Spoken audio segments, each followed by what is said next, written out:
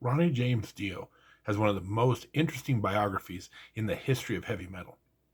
Quit Rainbow, fired by Black Sabbath, and for the first time ever has a chance to start his own band, Dio. You could say he's about to take the bull by the horns. The story of Dio and the fantastic album Holy Diver, next.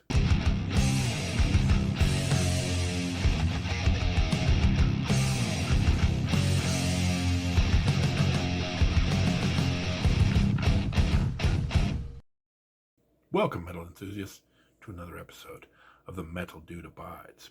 Tonight, we're going to take a look at the formation of the band Dio and the creation of one of the greatest heavy metal albums of all time, Holy Diver. But how do we get here? Ronnie James Dio has one of the most interesting stories in heavy metal, and it starts back in the mid-70s. Ritchie Blackmore is the lead guitarist for one of the biggest rock bands on planet Earth, Deep Purple. But Ritchie Blackmore is also dissatisfied with Deep Purple because of kind of the funky influences coming in from new members Glenn Hughes and David Coverdale. So Ritchie Blackmore decides he's going to form his own band. He's going to leave Deep Purple. Enter the band Elf, the opening band for Deep Purple, fronted by none other than an unknown lead singer by the name of Ronnie James Dio. Blackmore and Dio become fast friends, get to know each other on the road, and Ritchie Blackmore sees the immense potential in Dio. And so when he leaves Deep Purple, basically hires the band Elf to be his new band. Rainbow would go on to make 3 classic albums. The first, Ritchie Blackmore's Rainbow. The second, Rainbow Rising, heralded amongst most rock critics as one of the top 10, 20 albums of all time. And the very underrated, but also extremely well-received, Long Live Rock and Roll. But there's a problem. There's no happy ending yet, because now we're in the late 70s, and hard rock and heavy metal music is not in vogue. If you've been watching the channel for a while, you know Black Sabbath is trying to change their sound. Led Zeppelin's changing their sound. Deep Purple has completely dissolved because the market has shifted dramatically towards the disco and punk, of all things, quite the combination.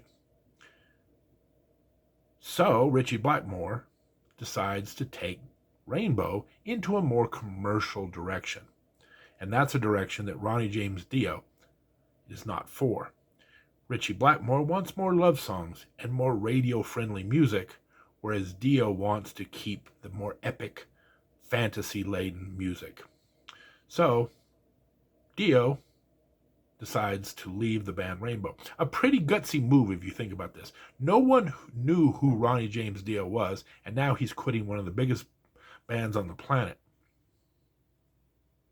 But as luck would have it, because of these ever-shifting grounds of hard rock, Black Sabbath has also gone through a major change. They have parted with their lead singer, Ozzy Osbourne, and they need a new lead singer. Enter matchmaker of all people, Sharon Osbourne, who introduces Dio and Sabbath, and the magic strikes right off the bat. Dio finds a new home with Sabbath and goes on to make 2 of the greatest heavy metal albums of all time, Heaven and Hell and Mob Rules. Happy ending? Well, not yet. Because 2 things are happening at this time. Number 1, there's a huge civil war happening where Ozzy is just beating the heck out of them. There's a lot of anger and anxiety, and a lot of it's being directed directly at Ronnie James Dio. He's taken a lot of heat for replacing one of the most popular singers in the history of metal. And number 2, there's a lot of drugs and problems that he walked into with Sabbath. Tony Iommi and Geezer Butler still have raging cocaine habits. Egos are getting out of control. Suspicions are starting to emerge. And so after 2 great albums and a live album, Sabbath decides to part ways with Dio. Now here we have a man who was in Rainbow, one of the great bands of all time, and Sabbath. But now Dio is without a band. Now, interestingly enough, Dio kind of saw the writing on the wall with Sabbath long before it finally dissolved. So he had been talking to the record company about maybe doing a solo album. So now that he was no longer with Sabbath, that solo album became a new band. So who's going to be in the band? Well, first of all, the drummer was an easy one. Vinny Appice. Why Vinny? Because Vinny got fired from Sabbath along with Dio. So he needed a gig as well. Dio also went back to his Rainbow days and picked bassist Jimmy Bain, who was also looking for a gig at the time. But Dio still needed a guitarist. So he asked Jimmy Bain, hey, do you know of anybody we could recruit? And Jimmy Bain says, I know just the guy. So they recruit new wave of British heavy metal stud Vivian Campbell from the band Sweet Savage. And there you go. Dio is formed. But now, Dio's got to deliver the goods. They've got to put out an album that's going to be as good as the stuff he was doing with Rainbow and Black Sabbath. And they knocked it out of the park. We're going to go track by track through the album Holy Diver. Because I think over the years, people have the wrong impression of Ronnie James Dio, as that all he talks about are wizards and dragons and all this fantasy. But at the heart of it, Dio talks about human emotion. And boy, is this album chock full of strong emotion. Let's go track by track and take you on a tour of one of the greats, Holy Diver.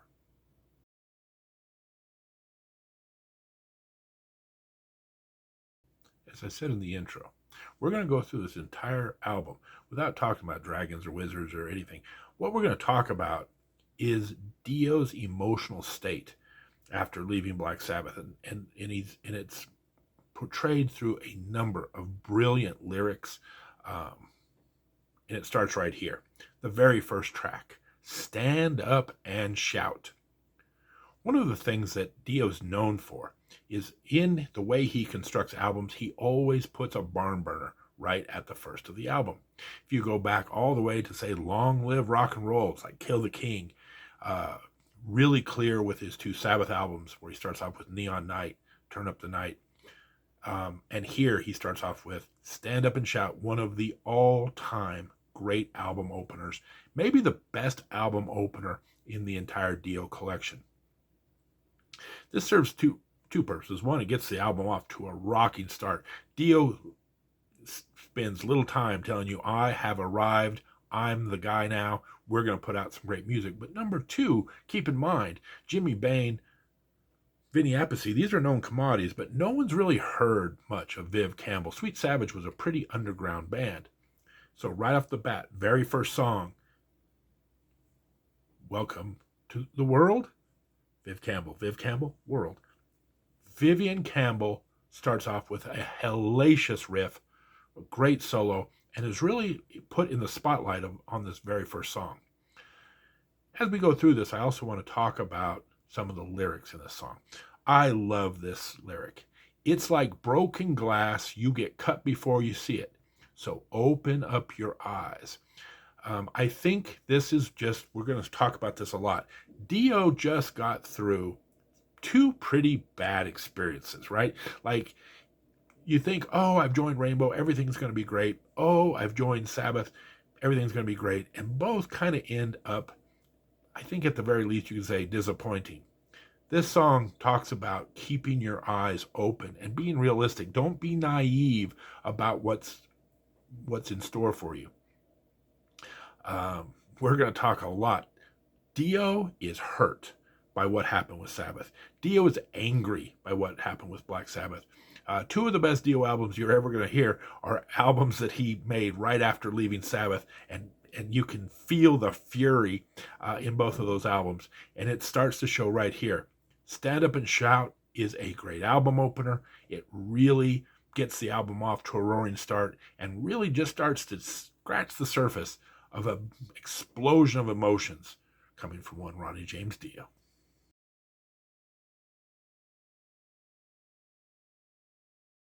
The second track on the album is the title track, Holy Diver, one of the most beloved tracks in the Ronnie James Dio catalog. Many people cite this right here as one of their favorite Dio songs of all time, and definitely one of the best songs on this album. He also made a video for this song, complete with him walking through an old burned out church, swinging a sword, killing the bad guys. His first foray into the video format. Now, I do want to say one thing about that video. And one of the things that I really get angry about when I look at some of those old videos is that it's a great video, but they kind of cut out the guitar solo, and it's kind of a choppy edit. The same thing happens if you're familiar with the video from Accept Balls to the Wall. They take out some of the best parts of the album. This is back to the problem with really good metal back in the late 70s and early 80s. In the late 70s, Stargazer was never going to be a great song because it's never going to get played on the radio, right? The radio's looking for, 3-4 minutes in and out. They weren't looking for those big epic songs, which is kind of the trademark of when you think about Led Zeppelin and when you think about Black Sabbath and when you think about Rainbow and all these bands. They were putting out these epic songs. Radio is kind of going to a more commercial sound. And now we have to deal with the whole video industry. I'm going to be talking about that a little bit in a video, maybe even as early as next week. That it's like, again, you take a great classic song like Holy Diver and you kind of chop it up a little bit. Still good, but not as great as what's on the album. So if you've only heard Holy Diver through the video, please go check out the full song, because they cut out a little bit of the intro and they just butcher the guitar solo. Anyway, back to this is a great crunchy song. So back to kind of, again, a little bit the way they start off Mob Rules, in that Voodoo is kind of that big crunchy song. This is that song on Holy Diver. The lyrics of Holy Diver, some of the best lyrics I've ever heard in any Dio song, but I'll bring up a couple of examples. One where he talks about jump on the tiger. You can feel his heart, but you know he's mean. Or in another verse, you can see his stripes, but you know he's clean. A lot of times, again, what appears to be is not always what is, right? And so we all think about, when you think about a heart, you think about love, but there's a beating heart inside this monster who will tear you up. And again, there's stripes on this tiger, but it's an illusion. It's camouflage. It doesn't mean anything. And so a lot of times, be careful, right? Open up your eyes so you don't get cut by that broken glass. This song really tells you sometimes things aren't as they seem. And he follows that up with, between those velvet lies, there's a truth that's hard to steal. There's a lot of people who will tell you things, flowery things that may or may not be the truth. But when you get down to the bottom, sometimes there is a tough truth that you have to handle. I love the lyrics to this song. I could go on longer than the song itself and talk about all the great lyrics here. But Holy Diver, definitely one of the all-time Dio classics, beloved by the entire fan base.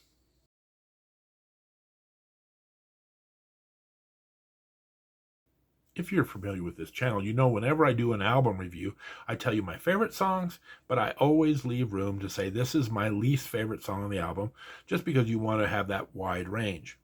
Well, my least favorite song on this album is a song by the name of Gypsy. Not because it's a bad song, it's just when you start looking at this Hall of Fame song after Hall of Fame song, this one probably falls down the least. But this is also a really good song. And I believe that it's a small, like, wink and a nod to the Mob Rules album with the lyrics. And it's a given rule that we're all fools and need to have a little sin. Kind of reminds me a little bit of the lyrics, obviously, of the Mob Rules, but also Voodoo as well. So I think this is one of those songs that kind of gives a little bit of a nostalgic look back at the good times of Black Sabbath.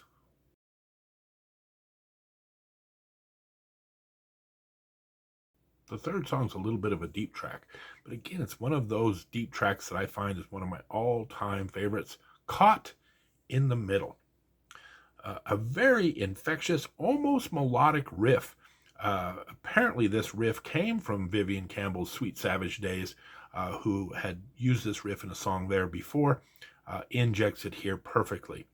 The one thing I will say about Holy Diver is it is very heavy, but it is also very melodic. Really blends the two in kind of one of the most beautiful ways I've ever seen. Like, there's a lot of heavy albums out there that don't really have a lot of melody, and there's a lot of melodic metal that doesn't have that heaviness. Dio really finds the perfect sweet spot, in my opinion, on this album. Here's a song a little bit more melodic than the crunchier, darker, heavier Holy Diver, but it really works. And what's this song about, right? Are we going to get to the Dragons and Wizards anytime soon? This is about the person that you finding out who you truly are. Not the person people expect you to be. Not the person you try to pretend to be, but your true self. Look inside of yourself. You might find someone you don't know. A lot of times we quarrel with what our true self is. It's as old as Shakespeare itself, right? Be true to yourself. This is really about really exploring what's important to you, what you're truly made of, and not covering it up with expectations, not covering it up with a fake, phony facade, but really coming to grips with who you are as a person and dealing with it. Really catchy song, but a really beautiful message as well.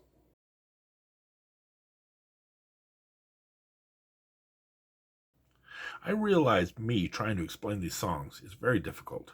I'm not the lyricist of Ryan James Dio. I can't properly express the brilliance of this songs.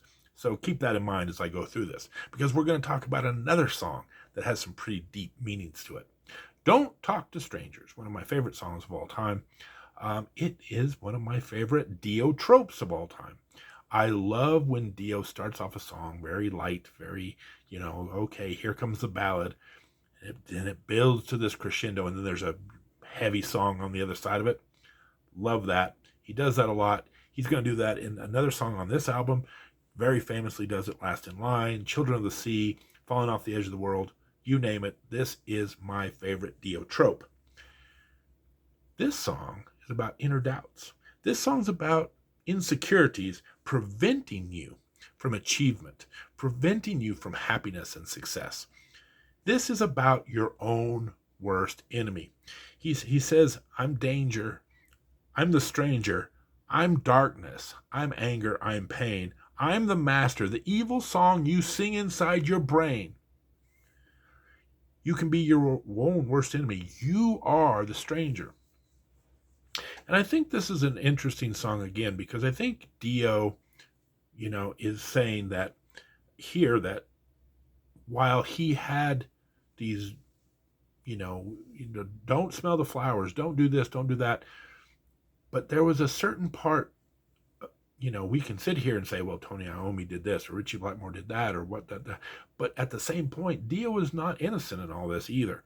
And Dio allowed his anger and his insecurities and his, stubbornness or whatever to also get in the way of what he wants. And he's talking about don't set your expectations too high, because they're going to just come in and they're going to knock your legs out from under you. I can't imagine I'm going to join up with Richie Blackmore, and the expectations of what that was going to be like. And then the reality just didn't live up to it. I'm going to be the new lead singer of Black Sabbath, and it just became a nightmare. That's what this song's about, is that sometimes you set your expectations too high.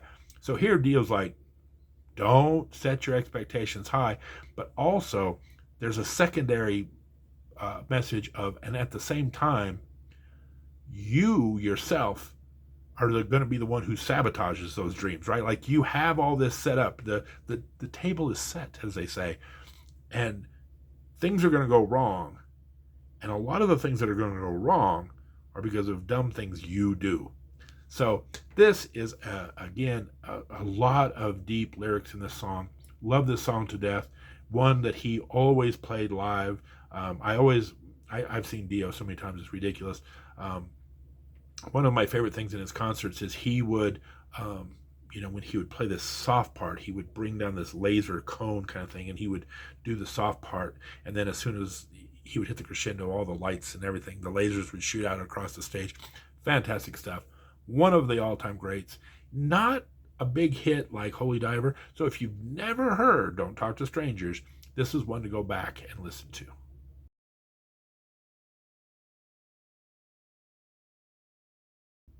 As we flip over the album, we come to another fantastic song, Straight Through the Heart.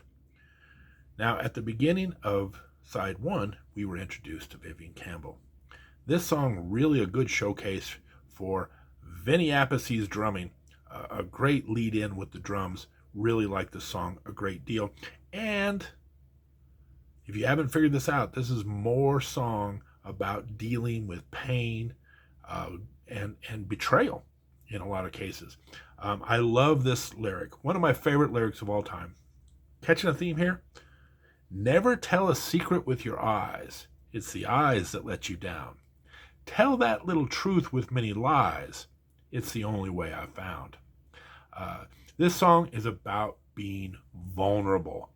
And when you become vulnerable, that's when you're being open to being hurt.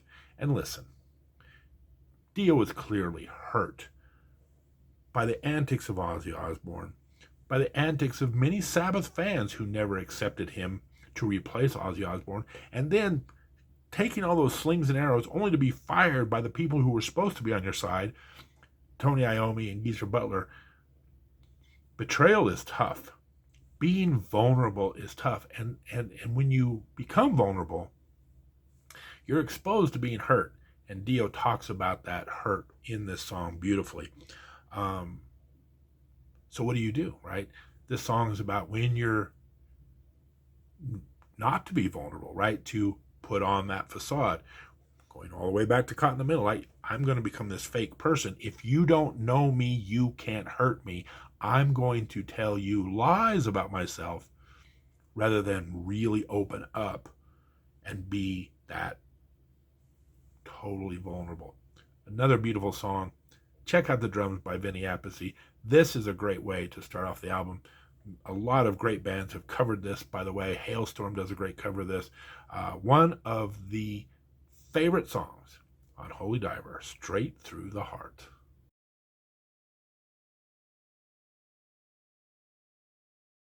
The great songs just keep on coming.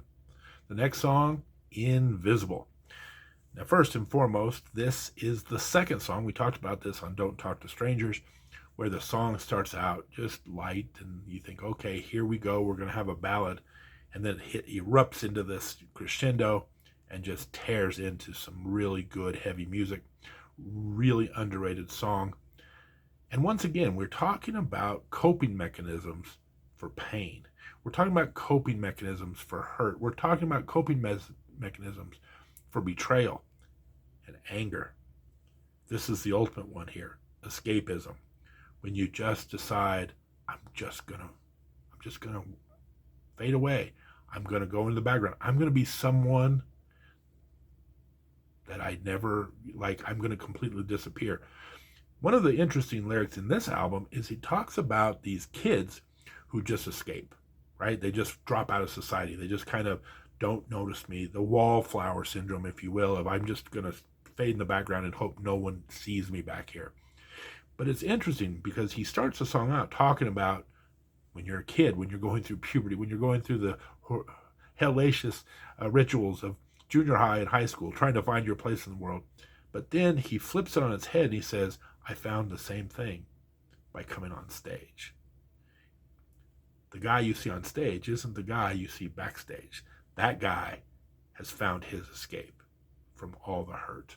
I go out on stage and become a totally different person. Very cool song. Again, not a big hit, so you may not have heard this one. Highly recommend you go back and check out Invisible.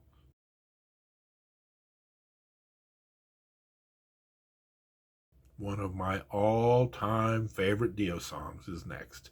Rainbow in the Dark.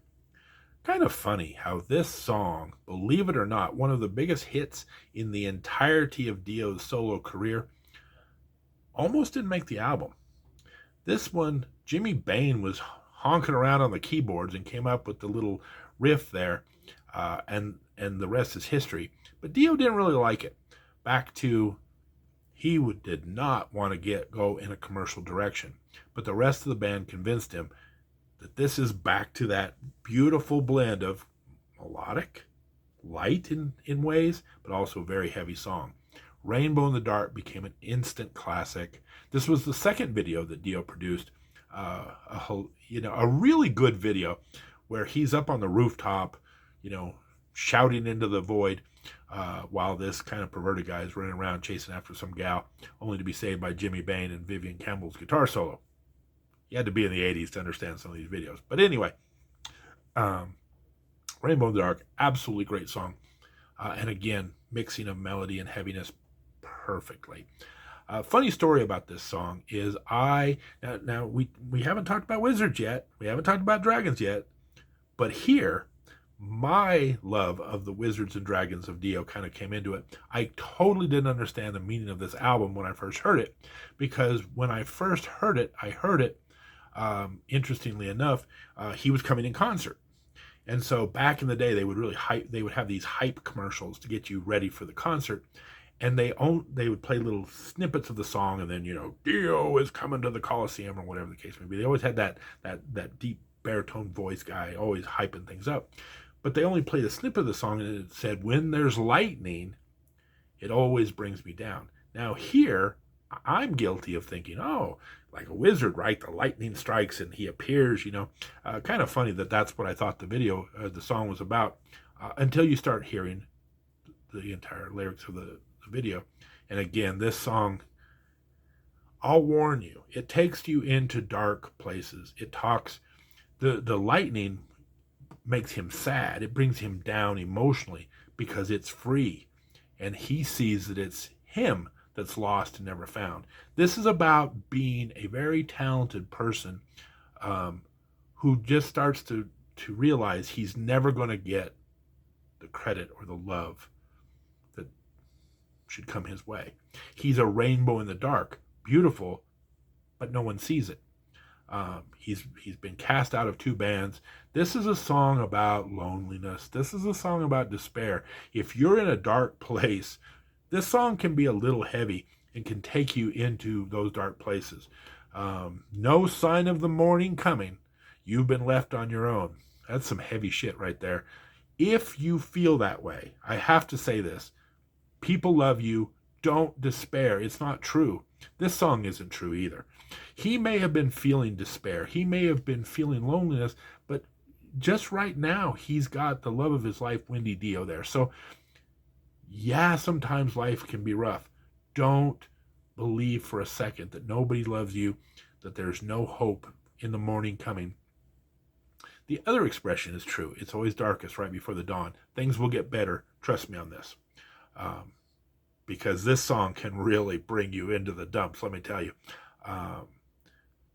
Once again, just heavy emotions. We talk about the betrayals. We talk about the pain. And here, this is a song, while beautiful, is a song about no more coping mechanisms. I just have despair, and I have no hope for the future. Ironically, Dio, very obviously upset about losing his gig in Rainbow, obviously upset about losing his gig in Black Sabbath. This album is going to set him as a solo artist into the stratosphere. Aha! Darkest before the dawn. Things are going to finally have their happy ending.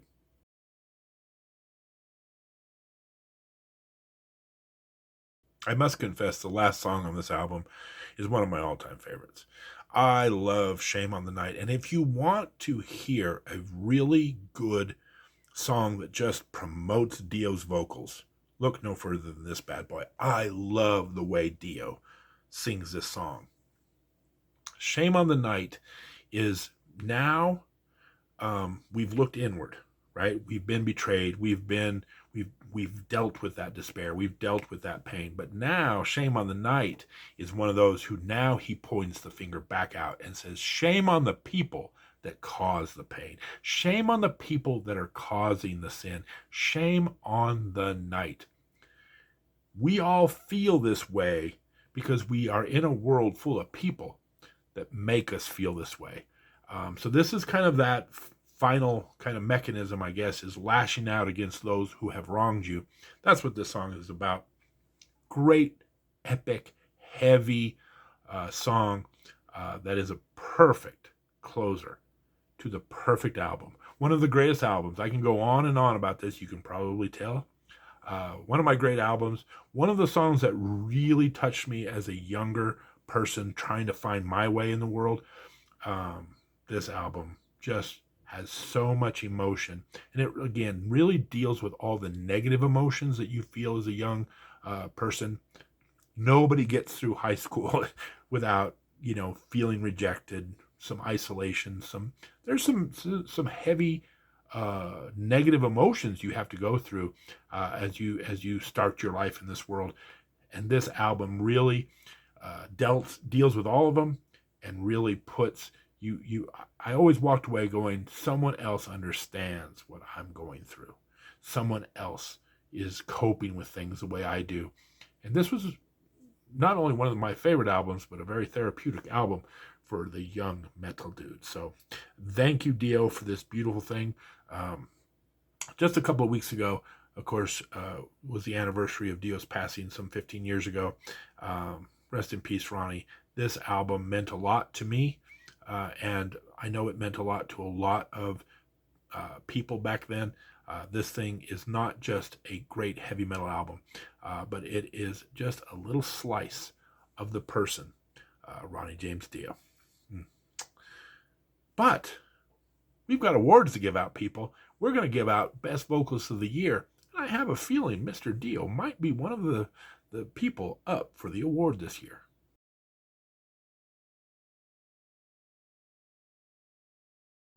Lo and behold, our first nominee, Dio. What a surprise. Ronnie James Dio with the song Don't Talk to Strangers. Now, I just got through telling you how much I love the singing on Shame on the Night, but I went ahead and nominated him for Don't Talk to Strangers for one reason. While Shame on the Night shows off the power of Dio's voice, Don't Talk to Strangers shows off the versatility of Dio's voice, and arguably it is a better song. So our first nominee, Dio, Don't Talk to Strangers. Our second nominee, the defending champion, is in the house. Bruce Dickinson returns. Iron Maiden's Flight of Icarus. Bruce Dickinson came on the scene like a storm, taking the world hostage. He, as dynamic as his voice is on Number of the Beast, it might even be better on Peace of Mind. Bruce Dickinson is really at the height of his vocal prowess.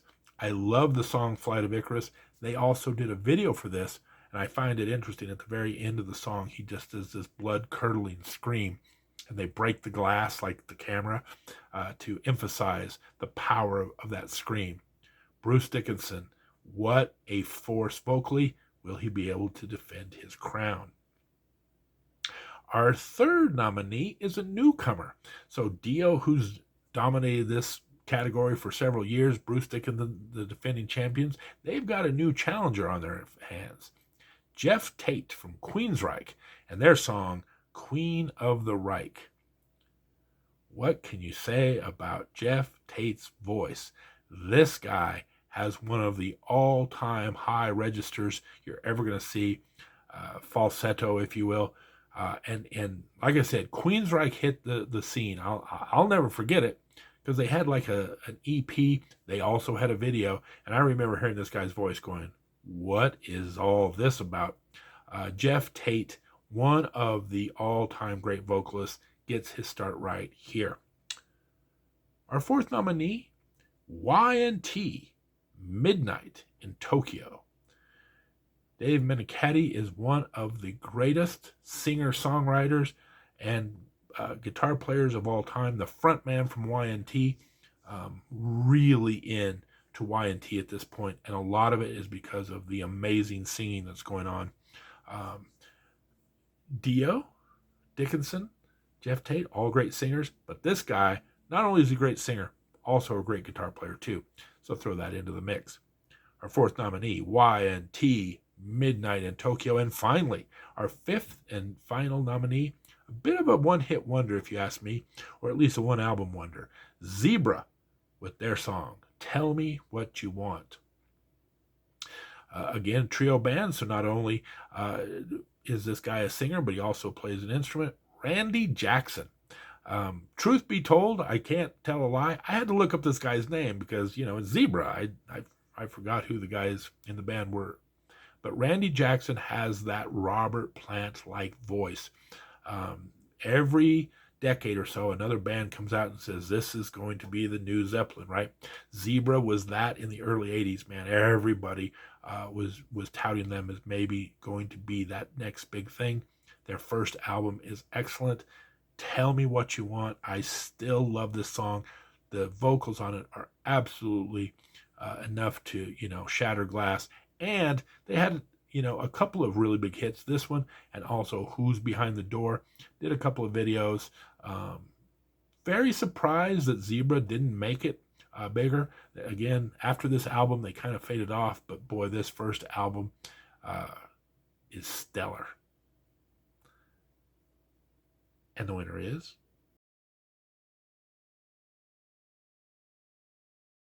in an episode where we're honoring Ronnie James Dio and celebrating the great album Holy Diver. Could there be anybody else? The winner being Dio, Don't Talk to Strangers. One of the things that I will say is that Dio's voice is legendary throughout his career, but this is really the height of Dio's powers. And I love the production on this album because not only... let's put it to you this way, especially in the Black Sabbath years, the mix kind of subdues Dio's voice. They really soften it. Here, they kind of turn up the knobs and really give you Dio's voice full throat barrel. I believe people would say this was a very loud mix, but it really works here. And I think it's one of those albums, because even Dio kind of tones it down, if you will. There's a little bit more smoothness in the albums preceding. This is kind of like, it seems like when people their first albums, it's always a little bit more raw, and then they kind of sophisticate the sound, and sometimes you long for, I wish they'd go back to kind of that raw sound. This album is that version. Dio's very first album, very raw sounding, really leans into the power. Love it, love it, love it. Congratulations to Dio. Now, the Grammys that year for Best Vocalist picked Michael Jackson for Beat It. I can't argue with Michael Jackson winning Grammy Awards. Thriller was one of the greatest albums of all time, so I'm not going to quarrel with Michael Jackson. If he wins Vocalist of the Year, so be it. One of the all-time great vocalists. But the fact that Dio, Jeff Tate, Bruce Dickinson, none of those guys even got nominations is where I could, spend my time picking nits. It's great that the Grammys understood the brilliance of Michael Jackson. Good for them. But completely, once again, missed all the brilliance of the heavy metal movement and all the great singers. So give Michael Jackson his flowers. This 1983, this is his year. Thriller was the biggest, album on planet Earth. Fine. But shame on the Grammys for not recognizing any of the great heavy metal vocalists of that time. And that's our episode. We are smack dab in the year 1983. We've talked about the newcomer of the year. We've talked about instrumentals of the year, vocalists of the year. But we've got the two big episodes yet to come. We're going to tell you what the best songs were for both hard rock and heavy metal. And the Granddaddy episode, we're going to talk about the best albums of 1983. We've already talked about a few. This is another stacked card, as they say. So you don't want to miss any of these episodes. So subscribe, ring the bell, and become a regular viewer of the channel. And, as I've been saying lately, put some comments below. What do you think about who the best singer of the year was? What are your thoughts or remembrances of this great Holy Diver album? Did it mean as much to you as it meant to me? Is this the first time you've ever heard it? Tell me your story as well. Love to hear comments from the fans as we go down memory lane together. Always good to get other perspectives. In the meantime, this is the Metal Dude signing off. Take care.